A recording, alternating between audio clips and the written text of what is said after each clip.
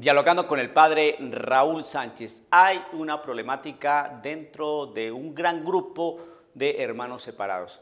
Hay una deshonestidad intelectual y una problemática de orden académico. ¿Cuál es?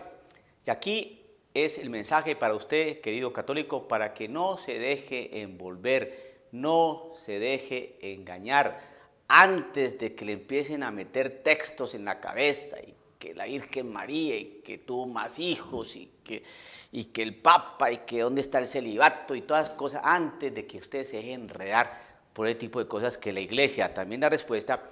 Usted tiene que empezar a conocer cómo es que estos hombres trabajan. Ustedes saben que estos hombres son de buena voluntad. Todos los protestantes que acuden a estas iglesias protestantes, estas iglesias no católicas, pues la gran mayoría de ellos son personas de bajo perfil académico. Muchos de ellos, muchísimos de ellos ni siquiera terminaron el high school o bachillerato o preparatoria, como se diga. Muchos de ellos nunca han cruzado universidad, ¿no? De hecho, muchos de sus pastores no tienen más que algunos estudios someros de Biblia, ¿no? Y estoy hablando de ese montonón de iglesias que proliferan, que son las llamadas iglesias no denominacionales, que son de corte pentecostal.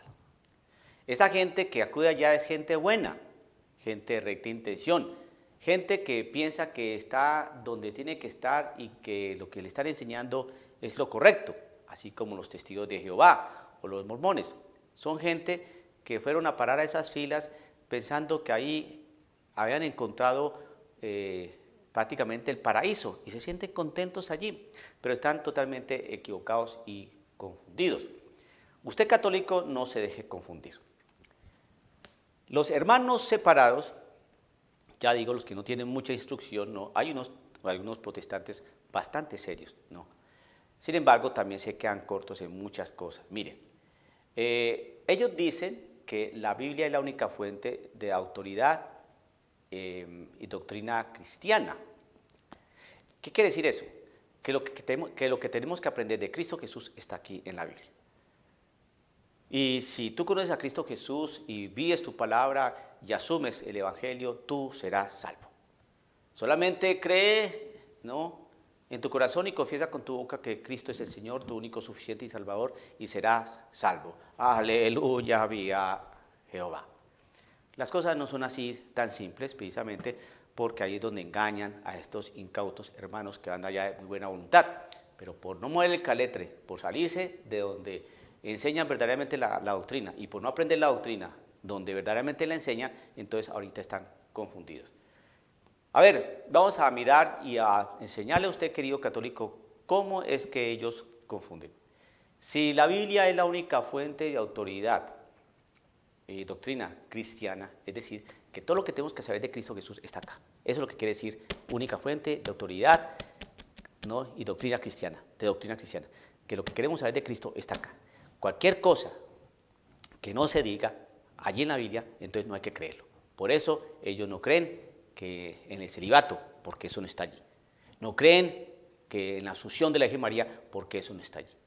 No creen que María tuvo inmaculada concepción, porque eso no está ahí. No creen en el purgatorio, porque eso no está ahí. No creen en la Trinidad, porque eso no está ahí.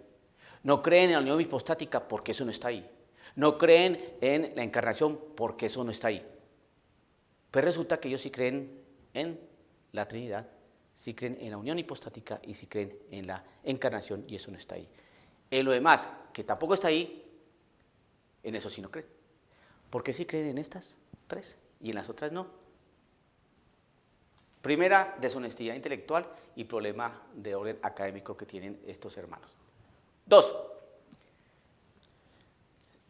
como resulta que empezamos a desglosar que en la Biblia no aparece la palabra Trinidad y ellos creen, en la Biblia no aparece la unión hipostática, el concepto de unión hipostática no aparece y ellos creen, en la Biblia no aparece el término encarnación y ellos creen en esa doctrina, entonces se les cae ese falso principio que lo que no dice la Biblia no hay que creerlo.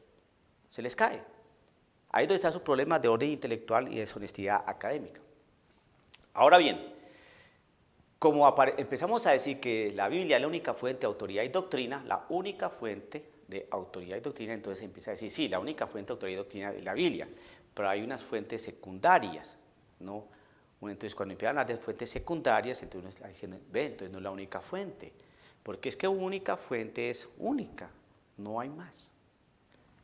¿Ve? Problema de deshonestidad intelectual y problema de orden académico. Bien. Ahora, vamos a mirar. Como la palabra Trinidad no está en la Biblia, pero ellos creen, como el concepto unión hipostática no está en la Biblia y ellos creen, como el concepto de encarnación no está en la Biblia y ellos creen, entonces, ¿en qué se basan para sí creer en cosas que no están en la Biblia y en qué se basan para no creer en cosas que no están en la Biblia?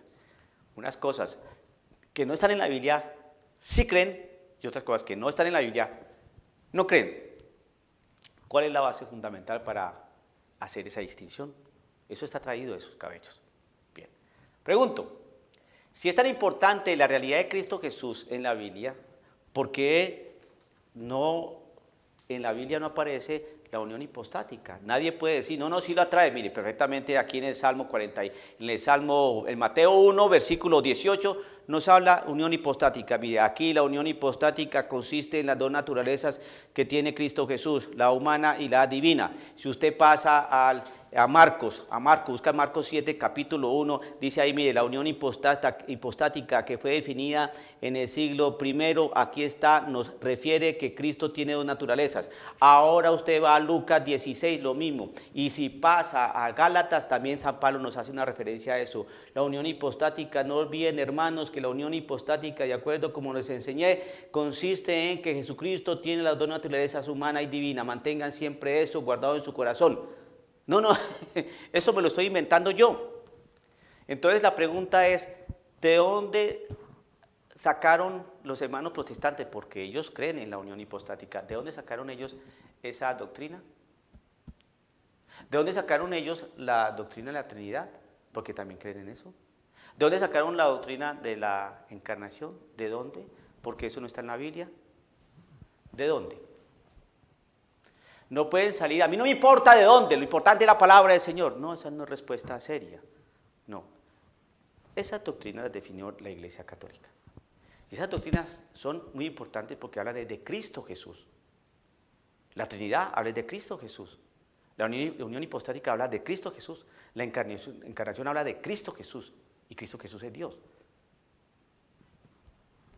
Y si la Biblia es la única fuente de autoridad y doctrina cristiana, ¿por qué no están esas doctrinas aquí? ¿Por qué la Biblia no es la única fuente de doctrina y moral cristiana? No es la única fuente de autoridad, no es la única fuente. Hay otras fuentes. Pero el hermano protestante, ¿no?, que no conoce este tipo de razonamientos, de argumentaciones, entonces se deja comer el cuento por sus pastorcitos allá en sus iglesias. Y vuelvo a decir, esta gente que conforma estos grupos de corte pentecostal, iglesias no denominacionales, son personas que de muy buena voluntad y ellos están convencidos que están en la iglesia correcta, pero juran, dan su vida de que están en la iglesia correcta.